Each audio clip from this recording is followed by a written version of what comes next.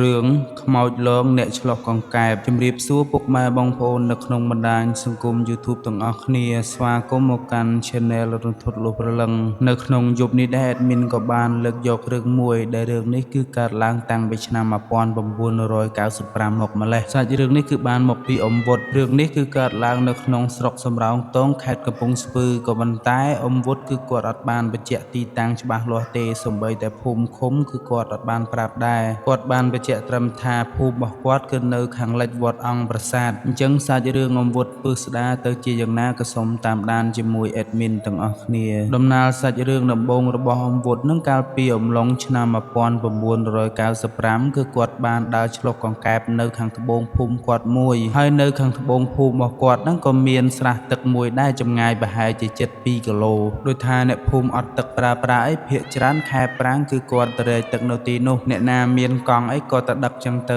ឬមួយក៏អ្នកខ្លះក៏មានប៉ោតមានកថាំងអីចឹងទៅគឺគាត់រែកទឹកច្រើនកាលពីចំនួននោះគឺមិនខ្វះទេអ៊ំវុតគាត់ថាឲ្យតែពេលល្ងាចឬក៏ពេលព្រឹកហ្នឹងភាគច្រើនគឺមានកមុំកន្លោះរែកទឹកមកផ្ទះហើយនៅលើខ្នងទំនប់ស្រះនោះដែរគឺមានដើមឈើជាច្រើនមិនថាដើមស្វាយមិនថាដើមអំពិលទេពេលថ្ងៃចឹងបើសិនជាមានអ្នកមើលគូមើលអីចឹងភាគច្រើនគឺគេចូលចិត្តទៅអង្គុយនៅក្រោមដើមស្វាយនោះឯងហើយនៅក្រោមដើមស្វាយនោះក៏មានខ្ទមមួយដែរតែមិនមែនជាខ្ទមអីទេប្រហែលជាខ្ទមអ្នកតាផងក៏មិនដឹងដែរហើយកាត់មកដល់ពេលមួយនោះគឺវិសាខដើមឆ្នាំចូលឆ្នាំហើយដូចឥឡូវចឹងដល់ខែវិសាខចឹងទៅភ្លៀងក៏កក់ខែក្រោយពីរាំងភ្លៀងនឹងបងប្អូនហើយល្ងាចឡើងនឹងមានអ្នកដើរចាប់កង្កែបច្រើនហើយកាលចំនួននោះក៏មិនទាន់ជាមានកែវអីអាគុយអីដែរអ្នកខ្លះទៅមានលុយចឹងទៅគេក៏អាចទិញបានហើយអ្នកខ្លះទៀតគឺឆ្លោះតែជាគៀងកតោទេហើយមិនមែនថាអត់អាគុយទេគឺមានក៏ប៉ុន្តែមិនសូវជាមានអ្នកប្រើដោយសារតែកនោះគឺជីវភាពរបស់បងប្អូនរួមទាំងអ៊ំវុតនឹងក៏មិនសូវធូរធារដែរ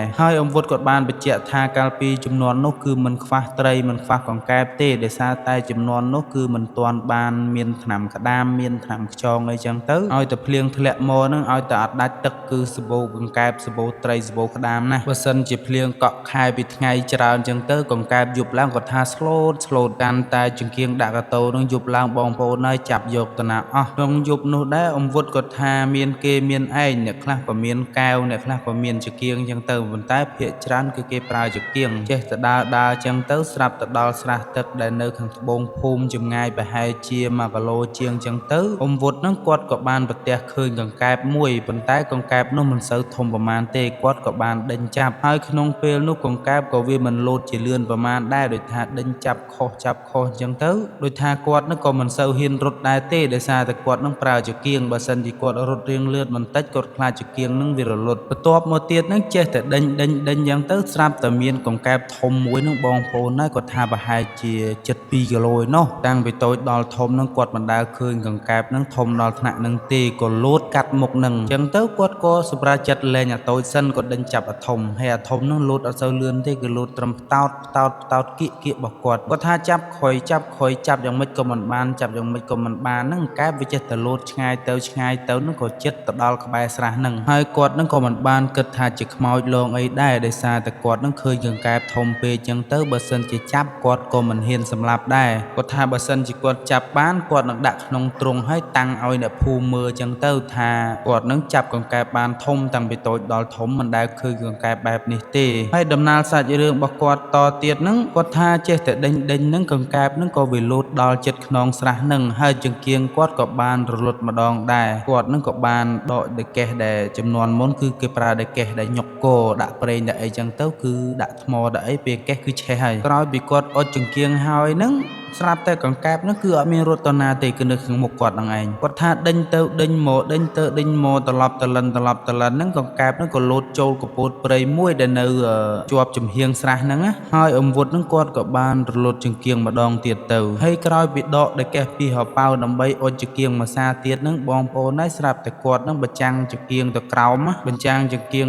មអាកពតព្រៃហ្នឹងស្រាប់តែកង្កែបហ្នឹងវាខ្លួនរបស់វាគឺនៅដដែលទេក៏ប៉ុន្តែចម្លែក អីគឺក្បាលរបស់វានឹងคล้ายទៅជាតាចាស់មួយភ្នែកឡើងក្រហមបងប្អូនហើយស្រាប់តែគាត់ថាឲ្យអង្វុតថាចេះថាដេញឯក៏ដេញម្លេះដេញមិនចេះហត់ទេអីសលេងឡើងគីឡូមិនមែននិយាយដូចអេដមីនចឹងទេហើយក្រោយពីអង្វុតគាត់ឃើញចឹងនឹងបងប្អូនហើយកាលពីនោះគឺគាត់ខ្លាចខ្មោចដែរទេស្រាប់តែរត់អស់មួយទំហឹងដៃមកបងប្អូនហើយចង្គៀងអីក៏ទម្លាក់ចោលដែរសំខាន់គឺយករត់តែរួចខ្លួនទេមកដល់ផ្ទះនឹងស្រាប់តែដេកញ័រញាក់សំបីតែទឹកនឹងក៏មិនបានងូតផងប្រពន្ធរបស់គាត់នឹងក៏បានសួរថាឯងកើតអីអង្វុតក៏គាត់អត់បានឆ្លើយប្រាប់ប្រពន្ធរបស់គាត់ដែរទាល់តែពេលព្រឹកឡើងទើបគាត់ប្រាប់ថាយប់មិញគឺខ្មោចលងគាត់ធ្វើកង្កែបធំមែនទែនគាត់នឹងក៏ដេញចាប់ទៅដេញចាប់មកដេញចាប់ទៅដេញចាប់មកហ្នឹងស្រាប់តែរត់ចូលកពួតព្រៃមួយនៅគៀនស្រះទឹកហ្នឹងស្របពេលនោះក៏គាត់បានរលត់ចង្គៀងដែរស្រាប់តែគាត់ដុតចង្គៀងមួយសាទៀតហ្នឹងបញ្ឈួលចុះក្រោមហ្នឹងគាត់បានប្រាប់ប្រពន្ធគាត់ថាភ្នែករបស់កង្កែបហ្នឹងគឺវាដូចជាពណ៌ក្រហមចេញជាក្បាលតាចាស់វិញក៏ប៉ុន្តែកង្កែបនោះគឺនៅខ្លួនជាកង្កែបដដែលទេកង្កែបនោះក៏បានសម្លុតឲ្យគាត់ក៏ថាដេញម្លេះអត់ហត់ទេអីគាត់គាត់តែឃើញចឹងហ្នឹងគាត់ក៏រត់មកផ្ទះវិញតែម្ដងសូម្បីតែអីវ៉ាន់ក៏គាត់អត់បានយកមកដែរហើយបានប្រហែលខែក្រោយមកនោះបងប្អូនហើយស្រាប់តែមកដល់ខែត្រីឡើងមានពូម្នាក់គាត់ឈ្មោះថាពូជាគាត់ក៏បានដើររកត្រី2នាក់បងប្អូនរបស់គាត់តែកាលពីចំនួនឆ្នាំ1995ហ្នឹងគាត់នៅក្មេងៗនៅឡើយទេមេឃវាចេះតែរលឹមតិចហ្នឹងបងប្អូនហើយដូចថា2នាក់បងប្អូនកាន់ចង្គៀងកតោដើរឆ្លោះកង្កែបដាក់កំពង់មួយដូចថាមុននឹងទៅនឹងនិយាយគ្នារួចហើយបើសិនជាទៅជួបកង្កែបយកកង្កែបជួបក្តាមយកក្តាមជួបត្រីយកត្រីហើយក៏បានសគួរថង់កណាត់មួយដែរដើម្បីទៅដាក់ក្តាមដោយឡែកពីគេព្រោះអីក្តាមដាក់មួយកង្កែបដាក់មួយត្រីគឺអត់កើតទេចេះតែដើរនឹងបងប្អូនហើយស្រាប់តែទៅដល់ទំពាំងទឹកមួយដែលអេដមីនបានរៀបរាប់ខាងដើមនោះគាត់ថាសម្បូរត្រីឡើងមិនដឹងថាឡើងពីទំពាំងទឹកហ្នឹងឬក៏យ៉ាងណាដែរគឺចាប់ដាក់អំពង់ហើយខែនោះគឺ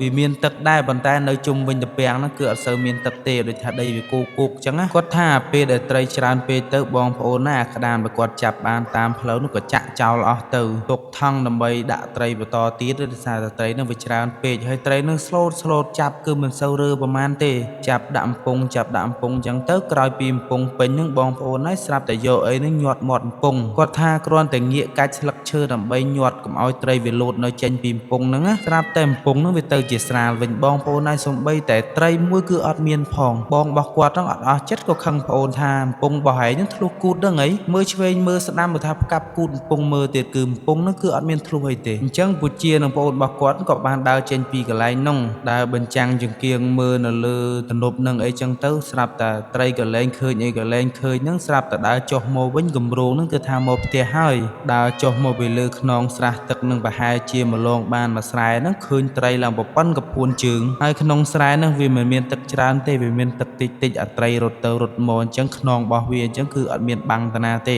ទោះជាវាខំលឹបទឹកយ៉ាងណាក៏វាឃើញខ្នងត្រីនឹងដែរគាត់ថាដេញ2នាក់ប្អូនគាត់ទៅមកហើយគាត់2នាក់បងប្អូនក៏ខំគៀងដែរគាត់ថាបើសិនជាត្រីនឹងរត់ទៅមាត់ស្រះតែវាចូលស្រះគឺចប់ហើយពីដំបូងគាត់ថាត្រីនេះគឺគាត់អត់វាយទេគឺគាត់ចាប់យកទាំងរស់តែម្ដងតែដោយសារឲ្យប្អូនគាត់អ្នកចាប់គាត់អ្នកប្រចាំងចង្គៀងអញ្ចឹងទៅចាប់ចេះតែអត់បានចាប់ចេះតែល្អិលចាប់ចេះតែល្អិលអញ្ចឹងទៅអាដបងនៅដៃនឹងក៏ពឺតត្រីនឹង2 3ដំបងអញ្ចឹងទៅតែពឺតបងប្អូនហើយវាគ្រាន់តែឃើញតែបែកទឹកវាហាក់ដូចជាមិនត្រូវស្រាប់តែត្រីនឹងរត់ទៅរត់មកនោះវានៅបាំងកពួតព្រៃមួយកពួតព្រៃនោះវាមិនធំប្រហែលទេប្រហែលជាកម្ពស់មិនដល់1ម៉ែត្រស្រួលបួលផងស្រាប់តែ2នាក់បងប្អូនគាត់នោះម្នាក់ដើរខាងឆ្វេងម្នាក់ដើរខាងស្ដាំនោះបងប្អូនដែរប្រចាំងអាចគៀងកតោនឹងទៅស្រាប់តែឃើញមនុស្សចាស់ម្នាក់គាត់នោះជាមនុស្សប្រុសទេដូចថាអង្គុយដង្ហ